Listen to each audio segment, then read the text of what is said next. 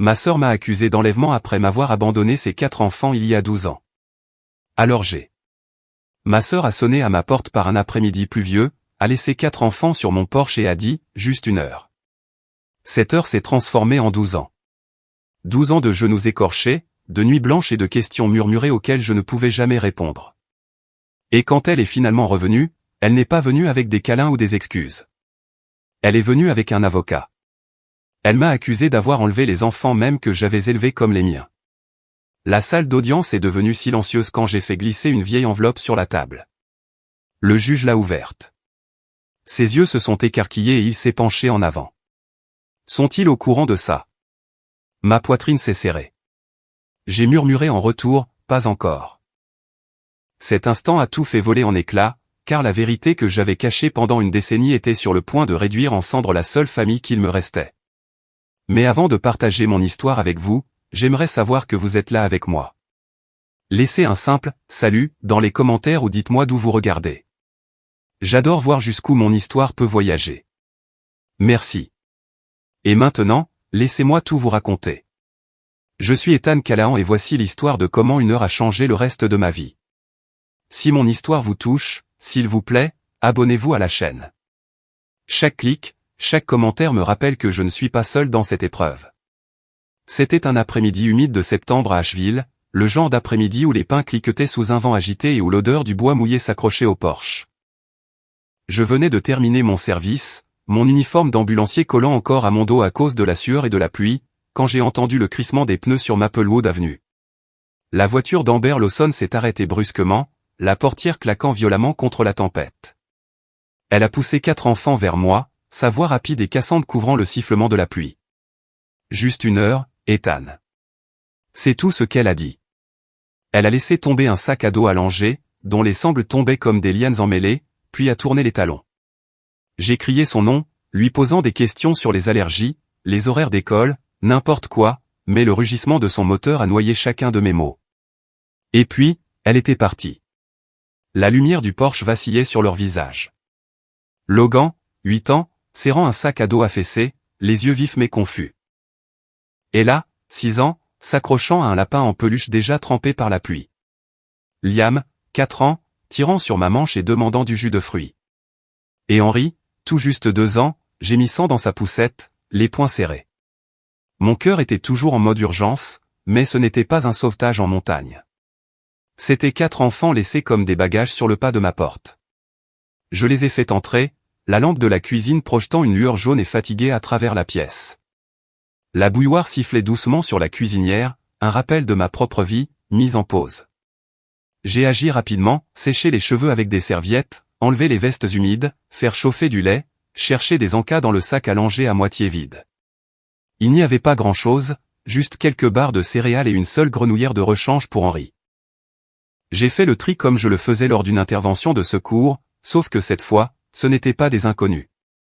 C'était ma famille. Logan restait assis, rigide, fixant la porte comme pour forcer Amber à réapparaître. Ella serrait son lapin, les lèvres tremblantes. Liam babillait des questions. Henry a pleuré jusqu'à ce que je le berce contre ma poitrine. J'ai essayé d'appeler Amber 3 fois, tombant directement sur sa messagerie vocale. J'ai laissé des messages, ma voix trop calme pour ce que je ressentais. Je lui ai envoyé des SMS aussi. Rien. La nuit s'est approfondie, la tempête dehors implacable. À minuit, les 4 enfants dormaient, emmêlés sous une seule couverture sur le canapé, leurs petits corps agités, les yeux papillonnants de rêves inquiets. Je me suis assis près de la fenêtre, regardant la pluie strier la vitre, écoutant l'écho de ses mots. 1 heure. 1 heure était déjà devenue 12. Le matin, en fouillant à nouveau le sac allongé à la recherche de dossiers médicaux, j'ai trouvé une note froissée, pliée sous un paquet de lingettes. Son écriture était hâtive et négligente, je reviens bientôt. Merci. Ah, ma gorge s'est nouée. Bientôt. Ce mot s'étirait encore et encore jusqu'à ressembler à un mensonge. J'ai appelé Lena, ma plus proche amie de l'équipe d'ambulanciers, pour lui demander d'échanger nos services. Tu as un grand cœur, Ethan, a-t-elle dit. Mais elle ne connaissait pas la tempête qui se préparait en moi. J'ai fait une liste rapide au dos d'une enveloppe, horaire des repas, dossiers scolaires, vêtements, médecins. les rêves que j'avais à 20 ans, les études supérieures, les formations en montagne, l'escalade de crête que je n'avais vue que sur des cartes postales ont été relégués sur une étagère que je n'atteindrai peut-être plus jamais. J'ai regardé les 4 enfants assis à ma table, mâchant des céréales trop grosses pour leur bouche, les yeux se tournant vers la porte, comme si leur mère pouvait revenir d'une seconde à l'autre. Et je me suis dit, avec la fermeté et la clarté d'un serment de secouriste, il les gardera en sécurité aujourd'hui. Demain, il trouvera une solution pour le reste. La semaine suivante fut une question de survie. J'ai transformé l'instinct en système, l'improvisation en plan. J'ai pris les actes de naissance dans le sac à langer et les ai emmenés au bureau du district scolaire d'Asheville, sentant encore l'antiseptique et la sueur. L'employé m'a regardé avec méfiance, me demandant quelle autorité j'avais. J'ai dégluti avec difficulté, rempli des formulaires me désignant comme « tuteur temporaire officiel », pressant mon nom sur le papier comme une promesse. Un tampon dateur a claqué contre la page. Quelque chose qui, je ne le savais pas encore, deviendrait un jour la preuve de mes soins ininterrompus. À la clinique pédiatrique, le docteur Karen Patel a entré des chiffres dans les dossiers, mettant à jour les carnets de vaccination, notant mon nom encore et encore. Tuteur, Ethan Callahan. Chaque otite, chaque fièvre, chaque bilan de santé était enregistré sous mon nom. À l'église Saint-Marie, la petite chapelle en pierre dont les fenêtres captaient le soleil de fin de journée, le père Callahan a accueilli Ella dans la chorale. Il a signé un papier avec mon nom comme tuteur. Sa voix était douce, mais son regard voyait plus loin. Il savait que je ne faisais pas que remplacer quelqu'un. Je devenais leur encre. J'ai reconstruit ma vie autour de leurs besoins. J'ai vendu mon matériel d'escalade, pris des gardes de nuit supplémentaires comme ambulancier, appris à faire des siestes les bras croisés dans la salle de pause. J'ai installé un tableau sur le réfrigérateur, repas, devoirs, heure de coucher. J'ai gardé un bocal dans le placard où je déposais chaque dollar de rechange, étiqueté, urgence seulement. Léna venait avec des gratins et des sacs de vêtements d'occasion, restant quelques heures lorsque mon beeper m'appelait, devenant une partie du filet qui nous maintenait à flot. Pourtant, les failles étaient visibles. Un soir, à la laverie, en secouant des vêtements humides d'une autre tempête, j'ai trouvé un reçu de motel plié au fond du sac à langer, daté de la veille de la disparition d'Amber. Mon estomac s'est noué. Elle n'avait pas agi sur un coup de tête. Elle avait tout planifié. Elle avait choisi une autre vie avant même de dire « juste une heure ». J'ai glissé le reçu dans une enveloppe en papier craft avec la note, les SMS, chaque bribe de preuve que je commençais à collecter. L'enveloppe semblait plus lourde que son simple poids de papier. À la fin de l'année, Logan et Ella étaient habitués à leur routine scolaire. Liam a commencé la garderie à temps partiel. Henry a appris à m'appeler « tonton », un mot déformé en quelque chose qui ressemblait dangereusement à « papa ». La nuit, quand il dormait enfin, je me tenais dans le jardin sous les guirlandes lumineuses que j'avais installées juste pour adoucir l'obscurité. Je regardais ces petits visages à travers la fenêtre, leur souffle embuant la vitre, et je me murmurais, si je m'engage à fond, je dois m'engager jusqu'au bout. C'est cette nuit-là que j'ai cessé d'attendre le retour d'Amber. C'est cette nuit-là que j'ai réalisé que, bientôt, c'était déjà transformé en « jamais ». La cuisine était devenue notre centre de commandement, des livres empilés contre des boîtes de céréales, des crayons éparpillés sur les sets de table, le dîner poussé sur les bords de la table pendant que Logan essayait d'expliquer les fractions à Ella, et que Liam fredonnait pour lui-même en dessinant au dos d'une vieille facture. Henry rampait sous la table avec une petite voiture, son rire résonnant contre le bois. J'étais assis avec eux, mon beeper d'ambulancier sur le comptoir, l'odeur des spaghettis et du pain à l'ail flottant dans l'air. C'était une scène ordinaire d'une manière qui semblait extraordinaire, jusqu'à ce que Logan lève les yeux et pose la question que j'évitais depuis des années, est-ce que maman va revenir un jour? Ma fourchette s'est arrêtée à mi-chemin de ma bouche. Ella a plié une serviette en forme de bateau en papier, les yeux baissés comme si elle ne voulait pas entendre ma réponse. Liam a murmuré à voix basse, elle est partie parce que j'étais méchant, ses petits doigts appuyant si fort sur un crayon qu'il s'est cassé. Henry, ignorant le poids qui pesait dans la pièce, a levé les yeux de sous la table et m'a appelé « papa ». Le mot est sorti si naturellement que ça m'a piqué. J'ai dégluti, forçant le calme dans ma voix. Votre mère essaie de régler des choses en ce moment. Je suis là. C'est ce qui compte. J'ai choisi de ne pas les empoisonner avec la vérité. Protéger leur cœur me semblait plus urgent que de prouver quoi que ce soit. Plus tard cette semaine-là, Ella et moi avons posté une carte de l'église à la dernière adresse que j'avais pour Amber. Elle a décoré l'enveloppe avec des autocollants, son écriture grande et bouclée. Des semaines plus tard, elle est revenue non ouverte, estampillée en rouge, retour à l'expéditeur. Je l'ai glissée dans l'enveloppe en papier craft où j'avais commencé à tout conserver, une preuve que le silence n'était pas de mon fait. Chaque lettre retournée était un enregistrement de plus de son absence. Madame Turner, notre voisine aux yeux perçants et à la voix forte, a déposé des biscuits un soir. Pendant que nous parlions, elle a laissé échapper qu'elle avait vu Amber tard dans la nuit, la veille où elle avait laissé les enfants. Un homme qu'elle ne reconnaissait pas lui avait tendu une enveloppe épaisse avant qu'elle ne parte en voiture. Elle a haussé les épaules, considérant cela comme des commérages, mais ma poitrine s'est serrée. Amber n'était pas seulement partie. Elle était partie avec de l'aide. Il y avait de l'argent, ou quelqu'un qui tirait les ficelles. Ce détail me brûlait comme une braise que je ne pouvais pas déposer. Un samedi matin, en réorganisant le bureau encombré dans l'arrière-salle, j'ai ouvert le vieux dossier des documents de la maison. Entre les pages fragiles du testament de nos parents, j'ai trouvé une ligne que j'avais survolée 100 fois, mais jamais vraiment assimilée. En cas de litige, la priorité de résidence reviendra aux membres de la famille fournissant des soins directs aux enfants de la lignée. La formulation était sèche, juridique, mais elle m'a frappé comme une décharge d'adrénaline. Si Amber revenait un jour pour la maison, cette clause pourrait nous protéger. Je l'ai copiée et l'ai glissée dans l'enveloppe avec le courrier retourné et le reçu de motel.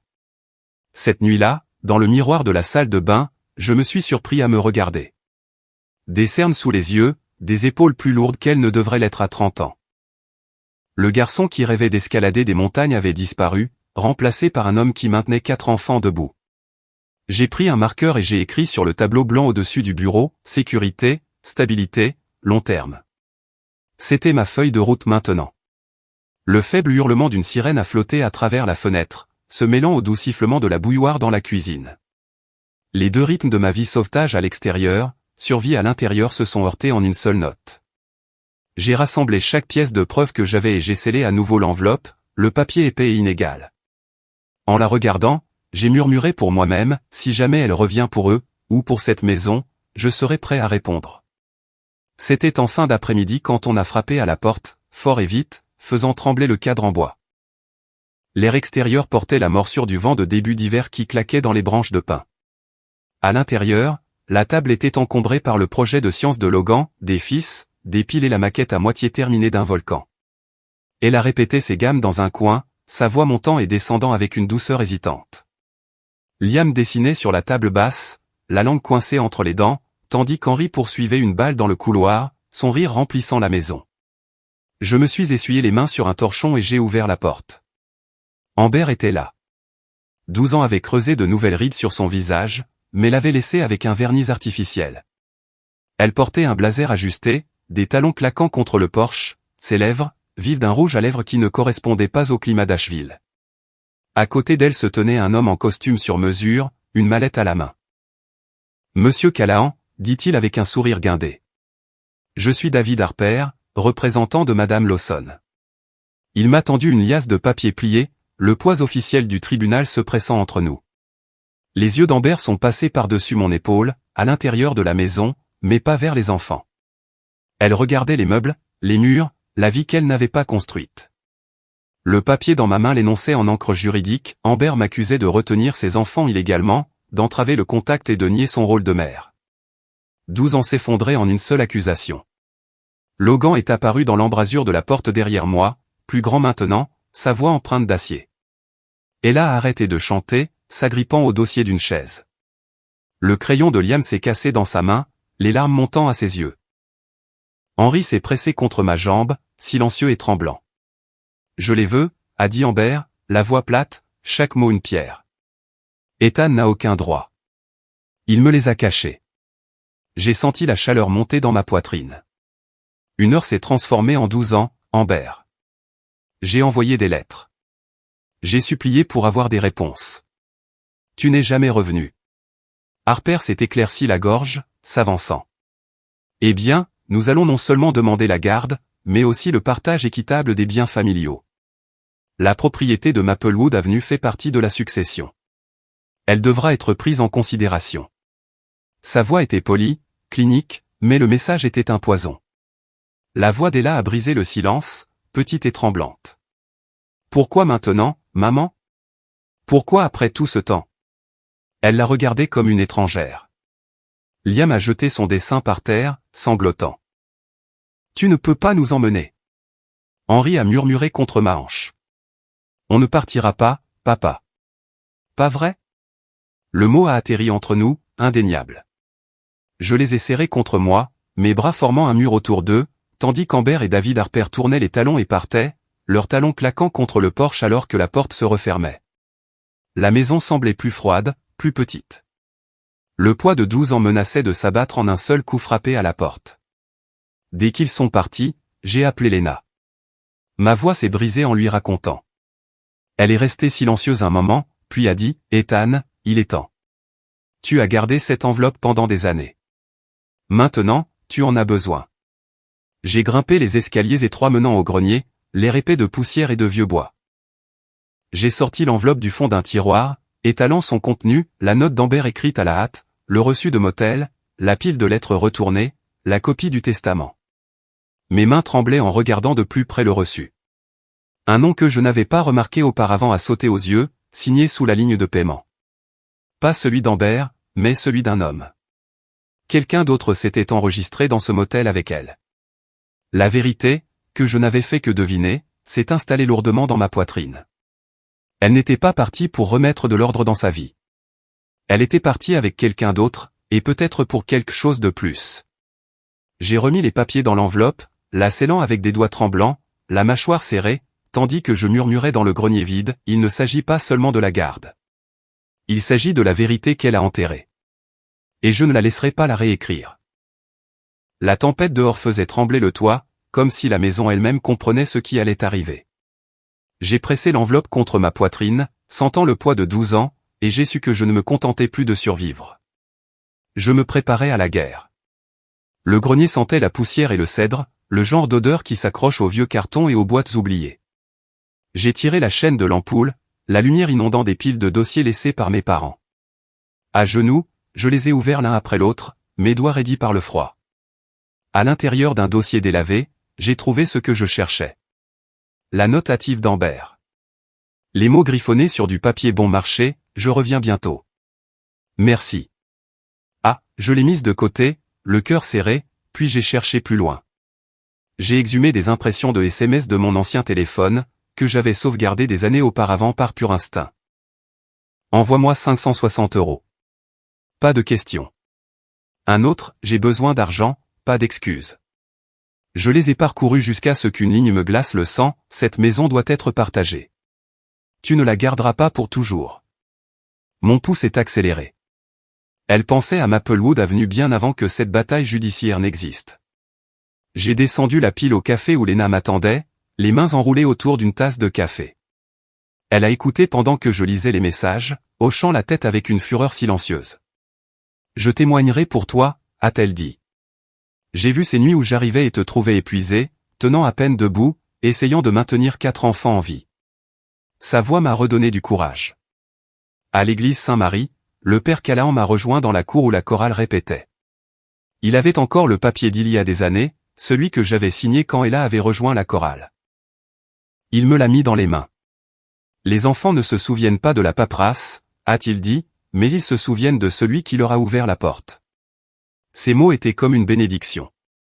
Plus tard, à la clinique du docteur Karen Patel, elle a sorti des dossiers datant de 12 ans. Chaque visite, chaque vaccin, chaque otite, c'est vous qui les avez amenés. Personne d'autre. Elle a tapé sur l'écran, puis m'a regardé dans les yeux.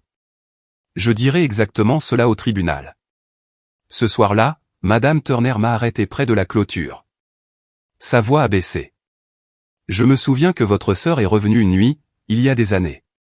Elle n'a pas frappé. Elle n'est pas entrée. Elle m'a seulement demandé à qui appartenait la maison. Je me suis figé, les pièces du puzzle s'emboîtant. Le silence d'Amber n'était pas de la distance. C'était du calcul. Et puis est venu l'appel que j'avais à la fois redouté et espéré. La voix de Mark Daniels à l'autre bout du fil était plus vieille, plus lourde. Ethan, a-t-il dit, Amber m'a envoyé une vidéo une fois. Elle riait, un verre à la main, disant qu'elle en avait fini avec les enfants, qu'elle voulait sa liberté, que tu pouvais t'en occuper pendant qu'elle poursuivait une nouvelle vie. Il a fait une pause, le poids se faisant sentir à travers la ligne. Je l'ai toujours. Si tu en as besoin, je te l'enverrai. Je te soutiendrai. Quand la maison est devenue silencieuse, je me suis assis avec les enfants. Logan était penché sur son ordinateur portable, parcourant des pages de loi sur la garde d'enfants. Ella était assise en silence, pliant du papier en forme brisée. Liam dessinait un portrait de famille aux lignes déchiquetées, coupant la page. Henry s'est blotti contre moi, chuchotant « On ne partira pas, hein, papa ?» Ma gorge me faisait mal. Je leur ai fait la seule promesse que je pouvais tenir, quoi qu'il arrive, nous restons ensemble. Je ne leur ai pas parlé de la vidéo. Je n'étais pas prêt à leur briser le cœur avec le son de la voix de leur mère. Je suis retourné au bureau et j'ai tout mis dans l'enveloppe en papier craft, la note, les SMS, les reçus, les formulaires de l'église, les dossiers médicaux, et la promesse d'une clé USB à venir. L'enveloppe était bombée, maintenant lourde comme une pierre. Je l'ai posée sous la lampe, la lueur se reflétant sur ses bords. Dehors, les guirlandes lumineuses se balançaient dans le vent. J'ai murmuré dans la nuit, le vrai combat n'a même pas encore commencé. Le tribunal sentait le bois poli et le marbre froid. La lumière du soleil filtrait à travers de hautes fenêtres, attrapant les grains de poussière qui flottaient au-dessus des rangées de bancs. Les habitants remplissaient les rangées du fond, des murmures ondulant alors que j'entrais avec Madame Carter à mes côtés. De l'autre côté de l'allée, Amber était assise avec David Harper, vêtu d'un noir élégant, sa posture droite et composée. « Levez-vous » a appelé l'huissier. Le juge Richard y est entré, les cheveux gris coupés courts, son visage marqué de rides sévères. « Nous sommes ici pour entendre l'affaire de la garde de 4 mineurs, a-t-il dit. Sa voix portait le genre de poids qui a immédiatement fait taire les chuchotements. Harper s'est levé aussitôt. « Votre honneur, pendant 12 ans, ma cliente s'est vue refuser l'accès à ses propres enfants. 12 ans sans contact. Cela seul est la preuve d'une rétention illégale. Cet homme, a-t-il dit en me pointant du doigt, les a éloignés de leur mère. » Les mots ont frappé comme un coup, tordant l'histoire que j'avais vécue en quelque chose d'inconnaissable. Madame Carter s'est levée avec aisance. « Votre honneur, nous allons démontrer que mon client a fourni des soins continus, qu'il a agi dans le meilleur intérêt des enfants, et que la mère biologique a choisi l'absence. » Elle a commencé avec la note d'Amber, puis les SMS exigeant de l'argent. J'ai été appelé à témoigner, et je leur ai parlé de l'après-midi pluvieux, des mots, 1 heure, des appels sans réponse, des lettres retournées non ouvertes. Ma voix ne s'est brisée qu'une seule fois, quand j'ai dit que je l'avais attendu plus longtemps que je n'aurais jamais dû. Harper a souri avec suffisance, sortant des bouts de papier. « De petits transferts » a-t-il dit en les présentant. Ma cliente a envoyé de l'argent durant les premiers mois. Une preuve de son attention. Il a laissé l'insinuation planer, comme si une poignée de billets excusait 12 ans d'absence. Mon estomac s'est retourné. Les témoins sont venus ensuite. Lena a pris la parole, décrivant les nuits où elle m'avait trouvé endormi sur une chaise, les bottes encore aux pieds, après avoir enchaîné les gardes et maîtres occupés de 4 enfants. Le père Callahan a témoigné avec une dignité tranquille, racontant comment j'avais inscrit Ella à la chorale, ne manquant jamais ses spectacles. Le docteur Karen Patel a énuméré rendez-vous après rendez-vous, chaque formulaire portant mon nom. Harper est intervenu avec une précision glaciale. Tout cela est anecdotique, facilement arrangé par un homme déterminé à construire un dossier, pas la preuve qu'une mère a été écartée. Ces mots ont agité les bancs, la salle tendue de doute. Puis ce fut le tour des enfants. Logan s'est avancé, grand maintenant, la voix ferme. Tante Amber est partie. Oncle Ethan nous a élevés. C'est mon père. Ella a pleuré ouvertement, refusant de croiser le regard de sa mère. La voix de Liam était petite mais nette, elle n'a jamais été là. Henry, s'agrippant à ma main, a murmuré si doucement que le juge a dû se pencher pour l'entendre, je ne connais que papa. Un silence lourd et électrique a rempli la pièce. Le juge a écrit dans son carnet, puis a levé les yeux. Ces déclarations sont convaincantes, a-t-il dit. Son ton était mesuré, mais, les mots sincères ne suffisent pas. La garde doit reposer sur des preuves tangibles. Ses yeux se sont posés sur moi.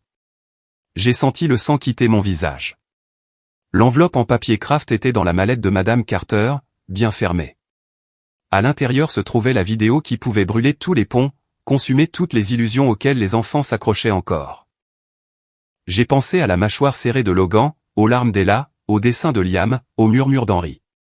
12 ans d'amour pesés contre une seule vérité dévastatrice. Alors que le marteau frappait pour la suspension de séance, la foule a éclaté en chuchotements. Je suis resté assis, figé, mon cœur battant contre l'enveloppe que je pouvais presque sentir à travers le cuir de la mallette.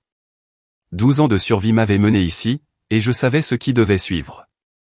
Le choix n'était plus de savoir si je l'utiliserais, mais quand. La maison de Maplewood Avenue était silencieuse, mais ce n'était pas la paix. Le silence était épais, écrasé par le poids de tout ce qui avait été dit au tribunal. Logan était penché sur le bureau, la lueur bleutée de l'écran d'ordinateur se reflétant dans ses yeux fatigués. Il parcourait des articles de loi, la mâchoire serrée, griffonnant des notes comme s'il pouvait se protéger en étudiant. Ella n'avait pas chanté depuis notre retour à la maison. Sa guitare était appuyée contre le mur, intacte. Elle s'était repliée dans un coin du canapé, les bras enroulés autour de ses genoux, les lèvres pincées. Liam a déchiré un dessin sur lequel il travaillait depuis une semaine, des lambeaux de papier jonchant le sol alors qu'il marmonnait, « Et si elle gagne ? Et si on doit partir ?» Et Henry, mon plus petit, a grimpé sur mes genoux, ses larmes trempant ma chemise alors qu'il chuchotait, « On ne va pas devoir partir avec elle demain, papa ?» Je voulais dire non. Je voulais leur promettre que rien ne changerait, mais des promesses avaient déjà été rompues une fois dans cette maison, 12 ans auparavant, par un après-midi pluvieux, et je ne pouvais pas en faire une autre que je n'étais pas sûr de pouvoir tenir. Mes yeux se sont tournés vers l'enveloppe brune sur le bureau, ses coins cornés à force d'avoir été manipulés. Je l'ai ouverte et j'ai sorti la note qu'Amber avait laissée, la série de messages, le reçu de motel. Ma main a tremblé en insérant la clé USB dans l'ordinateur portable. La vidéo est apparue à l'écran. Amber est apparue, coiffée, un verre à la main, son rire dégoulinant de cruauté. « J'en ai fini avec les enfants », a-t-elle dit en souriant. « Ethan peut s'en occuper. J'ai juste besoin d'argent pour vivre ma vie. » Les mots étaient des couteaux, chaque syllabe coupant plus profondément que la précédente. Ma poitrine me brûlait. J'ai claqué l'ordinateur portable avant que les enfants ne puissent entrer et le voir. Mon estomac s'est retourné. Ce n'était pas seulement une preuve. C'était un poison. Et une fois libérés, il n'y aurait aucun moyen de les en protéger. Le téléphone a sonné. La voix de Lena était calme, une bouée de sauvetage. « Ethan, tu sais ce que tu dois faire. Si tu n'utilises pas la vidéo, Amber pourrait retourner la situation contre toi. » J'ai pressé la paume de ma main contre mon front. Mais si je l'utilise, ils la verront pour ce qu'elle est vraiment. Ils perdront la mère qu'ils ont gardée dans leur cœur. Un silence s'est étiré. Puis Lena a dit doucement, « Parfois, pour les protéger, il faut les laisser avoir mal une fois, au lieu de les laisser avoir mal pour toujours. » Plus tard, je me suis assis seul dans le jardin. Les guirlandes lumineuses brillaient faiblement au-dessus de moi, tremblant dans le vent de la montagne. J'ai écrit dans mon journal, les mots bruts et lourds, « Demain, je devrais choisir entre la vérité et l'amour. Peut-être que je ne peux pas avoir les deux. » Cette pensée m'a vidé. La porte arrière a grincé. Henry est sorti à petits pas, ses pas crissant sur le gravier. Il a grimpé sur mes genoux, enroulant ses bras autour de moi. Sa tête reposait sur ma poitrine. « Quoi qu'il arrive demain, » a-t-il murmuré, « je suis avec toi, papa. » Le barrage a cédé. Des larmes ont coulé sur mon visage, silencieuses et implacables, trempant ses cheveux. Quand je l'ai ramené à l'intérieur, je savais ce qu'il fallait faire. J'ai rassemblé chaque papier, chaque note, et la clé USB, je les ai glissés dans l'enveloppe et les placés soigneusement dans ma mallette. Demain, je devrais lever le voile. J'ai murmuré dans la cuisine sombre, si nous n'y faisons pas face maintenant, nous n'aurons peut-être jamais de lendemain. Le deuxième jour au tribunal d'Asheville était électrique, l'air chargé de tension. Plus de gens remplissaient les bancs, certains du quartier, d'autres des journalistes griffonnant des notes, des caméras attendant à l'extérieur des lourdes portes. J'étais assis à la table avec Madame Carter. Les enfants étaient alignés derrière nous, silencieux mais présents. De l'autre côté de la salle, Amber et Harper semblaient vifs, presque suffisants, comme si le vent avait déjà tourné en leur faveur. Harper a commencé rapidement, sa voix tranchant le silence. Il a étalé quelques bouts de papier. « Votre honneur, voici des virements supplémentaires, un soutien modeste mais régulier au fil des ans. Ma cliente n'a jamais abandonné ses enfants. » Il a produit une autre feuille, Une déclaration sous serment de quelqu'un affirmant qu'Amber avait visité la maison, vu les enfants, mais avait été repoussé. Les mots ne comportaient ni photo, ni signature de personnes que nous connaissions, juste de l'encre sur une page. Pourtant, les murmures dans la salle ont enflé. Madame Carter s'est levée, calme mais ferme. Elle a posé l'enveloppe sur la table, l'a ouverte avec un soin délibéré et a commencé à en étaler le contenu. D'abord, la note « Je reviens bientôt ». Merci. Ah, la salle a murmuré. Puis les impressions des messages « Envoie-moi 560 €. J'ai besoin d'argent, pas d'excuses. » Des halètements ont parcouru la salle. Ensuite sont venus le reçu de motel, les lettres retournées, chacune estampillée et non ouverte. Chaque pièce racontait l'histoire non pas d'une absence forcée, mais d'une absence choisie. Harper s'est penché en avant, les lèvres retroussées. C'est du passé. Le tribunal doit juger le présent. Les yeux de Madame Carter ont croisé les miens. J'ai hoché la tête. Elle a fait un geste vers la porte et Mark Daniels s'est avancé. Il avait l'air fatigué mais résolu. Dans sa main, une petite clé USB. Il a prêté serment, puis l'a placée parmi les preuves du tribunal. L'écran s'est allumé. Le visage d'Amber a rempli la pièce, figé dans le temps. Son rire a éclaté, insouciant et cruel. J'en ai fini avec les enfants. Ethan peut s'en occuper. J'ai juste besoin d'argent pour vivre ma vie. Les mots ont résonné comme un glas. La salle d'audience a explosé en halètements, chuchotements, inspiration brusque. Les mains de Logan se sont crispées en poing. Les yeux d'Ella se sont remplis de larmes. Liam s'est figé, les lèvres tremblantes. Henry s'est accroché à moi, son petit corps secoué de tremblements. Mon cœur s'est brisé en les voyant assimiler que la mère qu'ils avaient tant attendue s'était transformée en quelqu'un d'inconnaissable. Le marteau du jugeail a frappé, appelant à l'ordre. Ses yeux se sont rétrécis, se posant sur moi. Monsieur Callahan, dit-il lentement. Sont-ils au courant de ça? La question m'a transpercé. J'ai dégluti, ma voix basse et rauque. Pas encore. Le silence qui a suivi était absolu, lourd comme une pierre. Même les journalistes ont cessé de griffonner. C'était le moment où toute l'affaire s'est cristallisée. Pas seulement pour le tribunal, mais pour les enfants, pour moi, pour tous ceux qui regardaient. J'avais choisi la vérité, même si elle laisserait des cicatrices. Le jugeail s'est penché en arrière, sa voix ferme. Cette vidéo est une preuve claire d'abandon intentionnel. Ces mots ont résonné dans la chambre, indéniables. J'ai tendu la main derrière moi, prenant la main de chacun de mes enfants. La poigne de Logan était de fer. Les doigts d'Ella tremblaient. Liam s'est pressé contre mon bras. Henry s'est blotti contre moi. J'ai penché la tête près d'eux et j'ai murmuré, « La vérité ne nous détruit pas. Elle nous libère. » À cet instant, avec le poids d'une décennie pesant sur moi et le monde qui regardait, j'ai senti la tempête se calmer. La bataille n'était pas terminée, mais la fin avait commencé. L'air à l'intérieur du tribunal d'Asheville était lourd, chargé de chuchotements et de bruits de pieds alors que l'écho de la vidéo persistait encore dans toutes les oreilles. Les visages se tournaient vers Amber, puis vers moi, puis vers les enfants assis derrière, leurs expressions un mélange de pitié, d'indignation et d'incrédulité. Le marteau du jugeail a fait taire les murmures, bien que la tension ait refusé de se dissiper. Harper s'est levé avec un calme soigneusement mesuré, sa voix douce alors qu'il tentait de reprendre le contrôle. Votre honneur, la vidéo a clairement été prise à un moment où ma cliente était en difficulté, peut-être sous l'influence de l'alcool. Des mots prononcés dans un moment de faiblesse ne peuvent pas définir l'amour d'une mère ou sa capacité à se racheter. Ma cliente a reconnu ses erreurs et cherche simplement une chance de reconstruire sa relation avec ses enfants. Il a fait un geste vers Amber, qui s'éponguait les joues avec un mouchoir. Ses larmes étaient lentes et délibérées. Elle était jeune. Elle était dépassée. Elle veut réparer les choses. La voix d'Amber s'est brisée alors qu'elle ajoutait, « Je sais que j'ai échoué, mais je suis leur mère. Je peux faire mieux maintenant. S'il vous plaît, laissez-moi faire. » Le jugeail s'est penché en avant, coupant court à sa plaidoirie. Son ton était égal, mais il y avait de l'acier en dessous. Madame Lawson, vous prétendez avoir été empêchée de tout contact, mais cette vidéo montre clairement que vous avez fait un choix délibéré et conscient de partir. Ce n'est pas quelque chose que ce tribunal peut ignorer.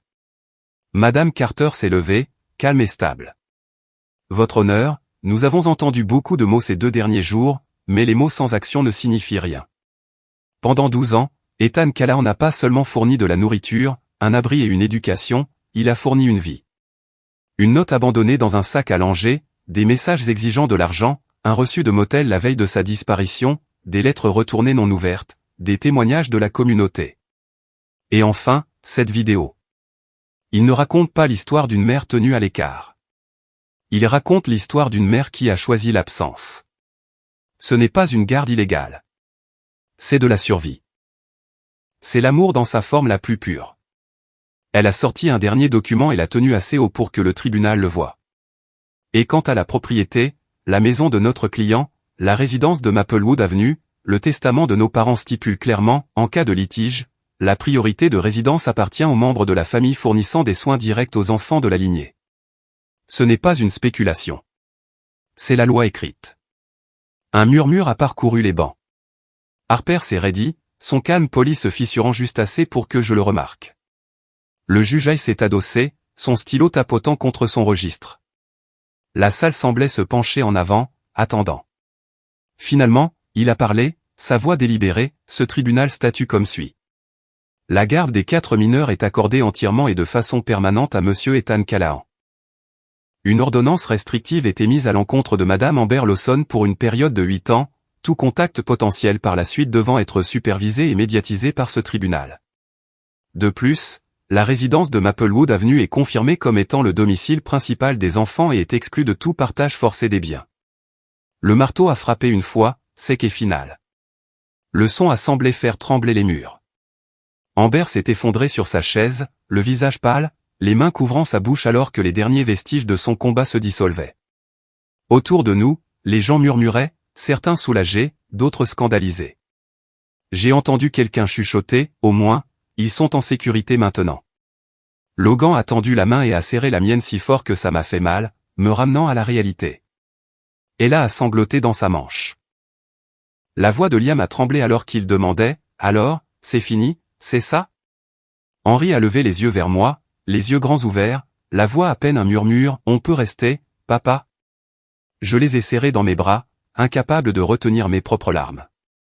Pour la première fois en 12 ans, je me suis laissé pleurer. Non pas d'épuisement, non pas de peur, mais sous le poids de savoir que nous avions atteint l'autre rive. Quand la salle d'audience s'est finalement vidée, je suis resté un moment. L'enveloppe en papier craft était ouverte sur la table, son contenu éparpillé comme une décennie mise à nu.